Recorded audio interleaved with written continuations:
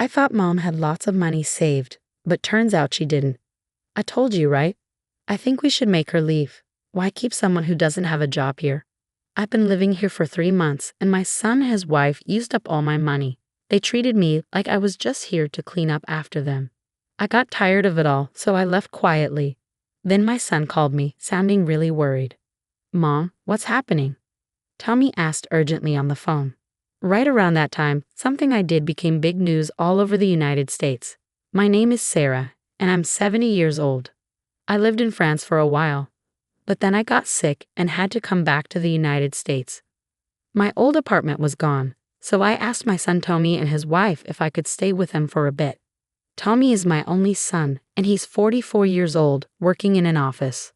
He and his wife Alice don't have any kids, and they seem to live quietly. We lost touch while I was away, but I decided to reconnect, and Tommy seemed happy to hear from me. I explained my situation and asked if I could stay for a bit. Tommy reluctantly said yes. It felt awkward to ask, but the joy of being with my family again made me brave. Feeling a bit nervous but mostly happy, I took a taxi from the airport to their house. When I got there, Tony and Alice greeted me at the door. Tommy seemed glad to see me, but Alice didn't look happy at all. I'm planning to stay here for a few months. My stuff will arrive later, I told them. I left my small bag and went to the living room. We talked about our lives, jobs, and my time in France. When Tommy asked why I moved to France, I just said, I'm getting old and wanted to enjoy living in the countryside there. Tommy chuckled, but Alice still seemed unhappy. Then we talked about my health issues. I've been feeling really dizzy and the doctors think it might be Meniere's disease. When it happens, everything seems to spin around me and I feel sick. I don't feel safe living alone, so I wanted to stay with them until I feel better. After our chat, I went back to the entrance to grab my things from my bag. As I was sorting out my stuff in the hallway, I heard Tony and Alice talking. Tommy, are you really okay with Mom staying here? I don't want to live with an old lady, Alice said. She's my mom, come on. Plus, you work part-time, so it's not like you'll always be here, Tony replied. Yeah, but what about her days off? How long is she going to stay? I want her gone, Alice insisted. Don't say that. Mom will leave eventually. Let's talk about money tomorrow. Just keep your voice down. She might hear you, Tony warned. She can't hear us. She's old. They say old age brings sharp ears for insults, Alice remarked. And there I was, listening to their talk in the chilly hallway. I feel bad for suddenly intruding on Tommy and Alice's lives. I'm sure it's a big hassle for them. But I'm really happy to be spending time with them after all these years apart. When Tommy was young, I raised him alone after my husband passed away. We didn't have much, and Tony faced his own struggles with sickness and all. This doesn't make up for that, but I wanted to come here to share my apologies and gratitude. That's why I came to this house. It's a shame I'm not welcomed, but they have their own lives to lead. I went to the guest room they gave me, trying to calm my anxious heart. The next morning, Tony left for work, leaving just Alice and me. While I was doing some crafting in the living room, Alice came up to me. Hey Sarah, can you not make such a mess? I glanced around and saw fabric bits and threads everywhere. Oh sorry, I'll tidy up. Do you know what this is? I showed her the little pouch I was sewing with a cute turtle design. This is a turtle pouch. I love turtles, so I make crafts with them. It even has a zipper on its shell, I explained. That's nice, but Sarah, you can't just hang around here all day. Alice interrupted, clearly uninterested.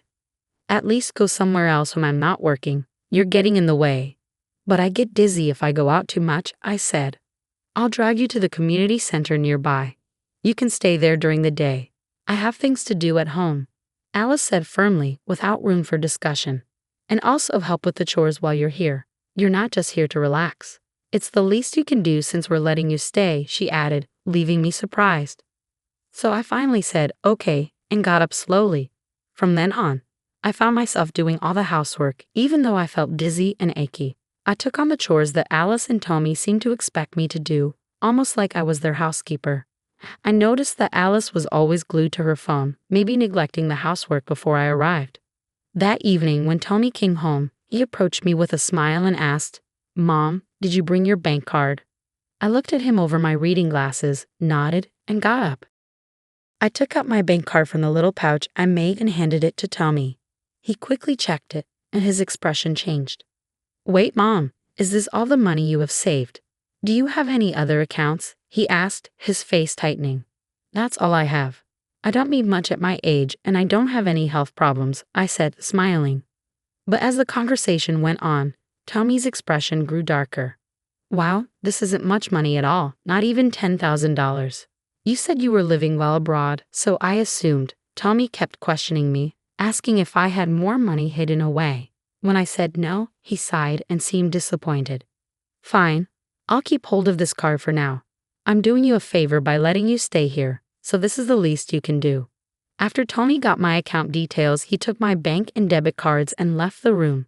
That night, as I lay in bed, I could hear Tony sighing loudly through the wall that separated our rooms. Oh, what a disappointment. I thought Mom had a lot of money. But it turns out our finances are in bad shape because of her. I shouldn't have agreed to let her stay. We should kick her out. She's not bringing us any benefits, Tony complained. It seemed like both of them were pretty sure of themselves. They talked openly in the next room, almost as if they wanted me to hear. In my cold bed, I held back tears of loneliness and sadness. The next day, since Alice had the day off, she drove me to the local community center. I opened my bag to continue my crafting in the lounge area, but realized I had forgotten the fabric I needed at home. I hesitated but couldn't bring myself to ask Alice to go back and get it. Luckily, I wasn't feeling too dizzy that day. I knew the area, so I decided to take a walk back home to get the fabric. When I finally reached home, I peeked through the window and saw Alice with a man I didn't recognize. At first, I thought he might be a guest, but they seemed really close. I hesitated outside for a moment, then decided not to go in. It dawned on me that maybe they wanted me out so I wouldn't interrupt their affair. Back at the community center, I couldn't stop thinking about Alice and the man. I decided to call someone for advice. From then on, I avoided mentioning the situation and continued interacting with Tony and his wife. But whenever I left the house, I made sure to leave a red turtle pouch on the living room side table, just to let them know I was aware of what was going on. 3 months went by like this.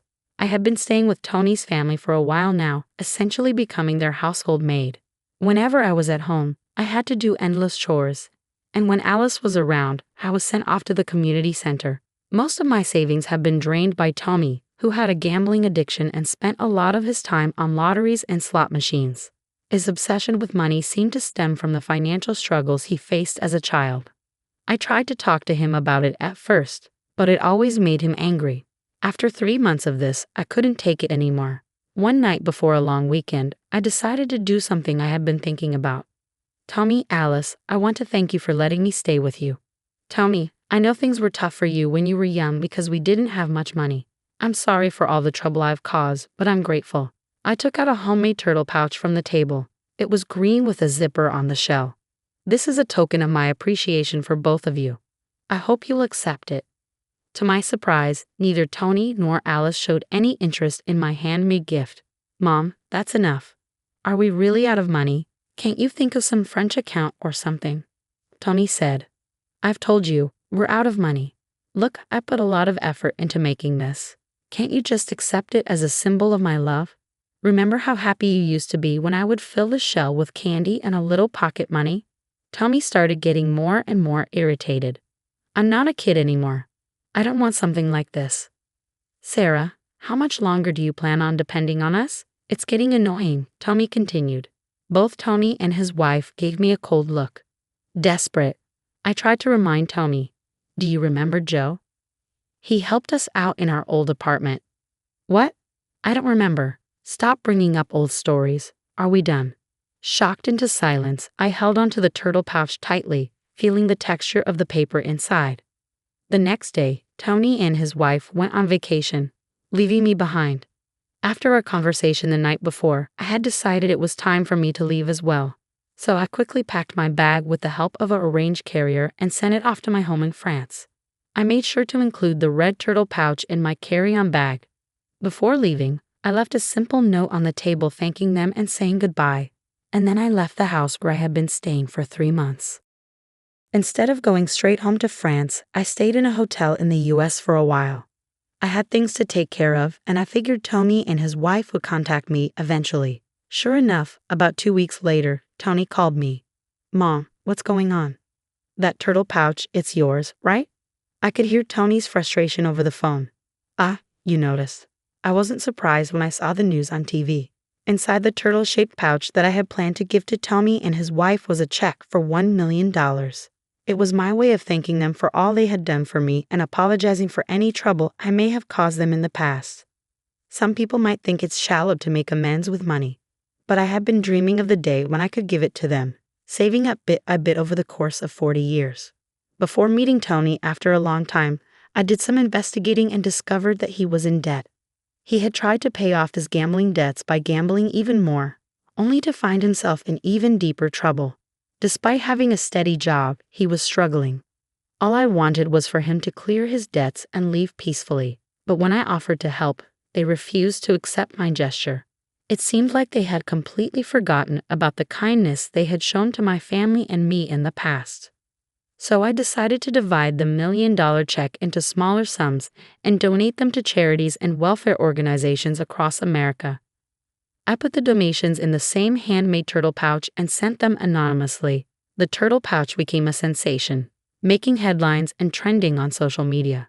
On social media, Alice's son commented, "Hey mom, isn't that the turtle pouch?" "Yeah, mate. So does that mean you were going to give us one filled with money too?" "Yes, exactly. That was my way of saying thank you and I'm sorry. I've been making both the pouch and saving the money to give to you." "Well, you could have told us. We would have accepted it. If you didn't want my feelings, then you don't need my money either." Tony's voice was filled with rage as he yelled on the phone, completely losing control. "That money belongs to me. How dare you trick me? Give it back." I couldn't bear to listen any longer, so I pulled the phone away from my ear. After a moment, I spoke up. "Okay, let's calm down. You're giving me a headache. There's one more turtle pouch left, and if you really want it, it's yours." After some time, Tony finally calmed down and repeated his request for the turtle pouch. We agreed to meet later at a cafe. On the appointed day, I brought the last red turtle pouch in an envelope to our meeting spot. Tony and his wife were already there and immediately demanded the money before I even had a chance to sit down. As I quietly took out the red turtle pouch, Tony grabbed it immediately and unzipped its shell. But inside wasn't a check, it was a small electronic device. "What's this?" Tony asked, puzzled as he examined the device. He found a button and pressed it, and a voice recording started playing. Alice, who was standing next to Tony, went pale as she heard her own voice talking affectionately with another man, someone who clearly wasn't Tommy. Confused and shocked, Alice tried to snatch the recording from Tommy's hand, but he held onto it tightly. As they struggled, I opened the envelope I had brought and laid out several photos on the table. Pictures of Alice having an affair with another man in their home. Confronted with undeniable evidence, Alice became flustered and kept asking why. Tommy picked up each photo, studying them carefully. "Ever since I came to your house, something didn't feel right. A friend suggested I hire someone to investigate, and they even offered to cover the costs. What's wrong with you? Why would you do this?" Alice demanded. "You're my son's wife. It's heartbreaking to think that family would deceive each other. You'll understand when you're older. I suppose fate brought me here to uncover your infidelity." "Have you been lying to me all this time? Since when, Tommy?" Tony remained silent, and now it was Alice's turn to speak. "And what about you wasting all our money on gambling? I only spend what I earn, and you have your part-time jobs, so you should have some money saved up too." Listening to their argument, it became clear that this couple had been keeping their financial struggles hidden until now. Neither of them had any money left. "Alice, you were $40,000 in debt. You've been giving all your earnings to your affair partner. I had the investigator check your finances." Both Tony and Alice were shocked, and they started shouting at each other. I was stunned when I heard the results of the investigation. This couple was on the verge of bankruptcy. "Look, if we get Mom's money, we can pay back the debt. So give it to us now." I donated all the money. The only thing left is this red turtle figurine. He wasted my savings on gambling. "What? You're kidding me. All of it." In a fit of anger, Tony lunged at me across the table. Other customers started to pay attention, and the staff rushed over. "The $1 million is mine. It was supposed to be mine. Give it back." Tony's rage escalated to the point where the police had to be called to restrain him. After some intervention from the officers, they kindly escorted me back to my hotel due to concerns about Tony's aggressive behavior. A week later, Tony and Alice's relationship had completely broken down due to the affair and financial troubles. They ended up getting divorced. Tony, now single, became even more engrossed in gambling, accumulating more debt. He was caught attempting to embezzle company funds, which led to him being fired. His outburst at the cafe was captured on video and spread on social media, making it hard for him to find another job. Unable to bear the shame, Tony cut off all contact and disappeared. After the divorce, Alice had nobody to turn to and moved into a rundown public housing unit, living alone. Just as I was about to make a donation for turtle rescue, an online post I made joking about my own turtle went viral. Alice began facing harassment and stalking, which eventually affected her part-time job and resulted in her being fired. Even the man she was having an affair with grew tired of her and left. Now, with no source of income, she relies on temporary assistance for needy families to survive. After returning to my home in France and finishing unpacking in my apartment, I changed into a dress with ease. As I reviewed some work documents, I heard a noise at the entrance. It seemed Joe, my roommate, had returned home. "Hey, Madam President, welcome back. How was your trip to America?" Joe greeted me with a smile as he set down his coat and bags. Joe is 75 years old and was a resident in the same apartment complex where my son Tommy and I lived years ago. During that difficult time, I was struggling with poverty after losing my husband and caring for a young Tony who had asthma. We had no utilities, and with no one to turn to, I felt desperate and considered giving up. It was Joe and his wife, our upstairs neighbors, who saved us. They became our lifelines. Please call me Sarah. I'm back, and look, I brought back many souvenirs. Wow, all my favorites. Thanks, I'll take some to the storytelling event at the community center tomorrow. Joe examined each of the souvenirs piled up on the table, his face glowing with happiness. After we had gotten back on our feet, Joe and his wife moved away for work.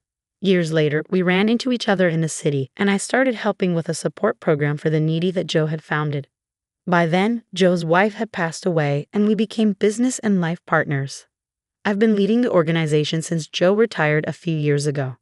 What began as a small initiative between Joe and myself has blossomed into a large-scale international organization over the past 30 years.